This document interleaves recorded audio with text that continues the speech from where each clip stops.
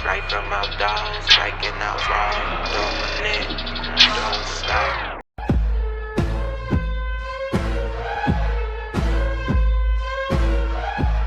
When I say Robin Hood of fashion, what I'm saying is currently the most amazing designers get very few opportunities to connect with the masses. The most amazing designers have been programmed to design inside of a luxury context. It's a simple equation. It isn't E equals MC squared. It's like, duh. Just go get dope to do stuff for mass. I really respect what Zara and H&M did, because people used to look down on the mass and say that the mass didn't have good taste. And H&M and Zara raised their hand and said, I think they do, I just don't think they have opportunities. In that current mass world, there, as far as clothing goes, there isn't a perspective that is as strong as Johnny Ives. And humbly or assertively, or however you want to word it, I'm going to do that.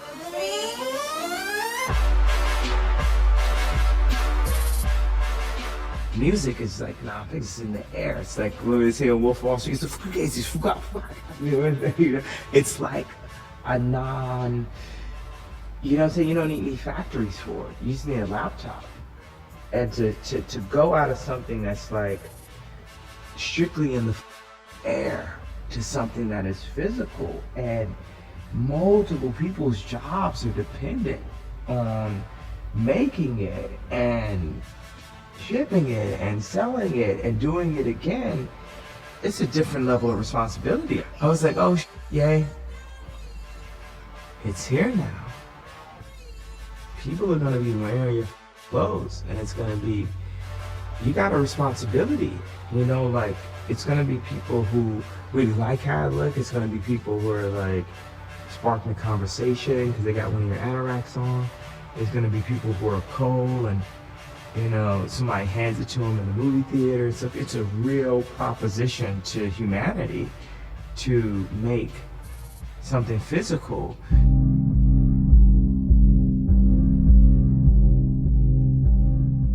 It's something about when you grab the fabrics now that feels like the energy of your first day in college, that first year in college, versus the energy of that last year in high school.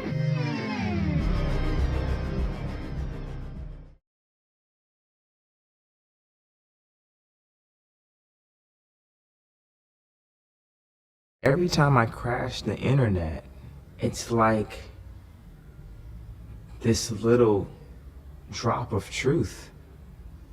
Every time I say something that's extremely truthful out loud, it literally breaks the internet.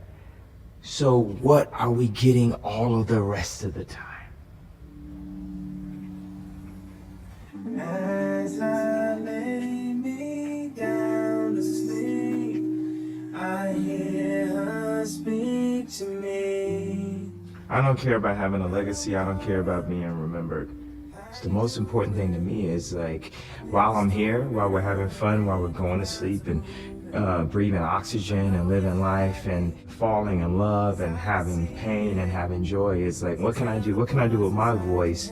What can we do for each other to make life easier, make life doper for our kids, you know, as they grow? You know, we were born into a broken world, and we're like the cleanup crew, you know. My mother made me believe in me. When I was growing up, I wanted to make video games. My mom got this Amiga computer when I was in 7th grade, and it had 4,096 colors. I found myself running home to use this sound program that allowed me to place a note, it would stay, place another note, it would stay, place another note, it would stay, and that's how I learned how to produce in 7th grade. And I was just really making the music to make video games. They just let me dream. They supported me. They pushed me. They didn't set me up to be inside of a box. What's the main thing that makes magic magic? The fact that no one believes it's possible.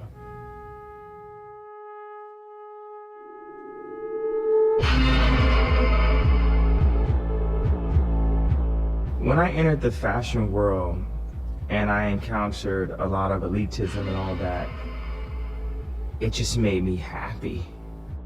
It was something fun. We had the entire world against us. It was like absolutely no allies whatsoever. You know what I mean? It was like the world was against us. The pressure of that was like crazy. It was like a Super Bowl. I remember sitting there with my fashion publicist, Deborah, and we were supposed to do the Reese's. This is the thing with the editors after the show. They come back to see it and see if they like the collection. And we had like 2 or 3 people that came to see it and take a picture with Kanye and blah, blah, all this type of stuff. I say, do we have any more editors coming? And Deborah just looks and says, no one else is coming. And I looked at her and said, this is great. Remember this moment, because it won't always be like this. Embrace this moment where no one came to see the collection. I take, things that people look at as a negative as an inspiration to do something better. I think there's school teachers that are the exact same mission as me. I think there's police officers with the exact same mission as me. Just help. Just do everything you got. Give everything you got. And, our focus needs to be less about what our legacy is going to be or how we're going to control each other, but more how we can give to each other.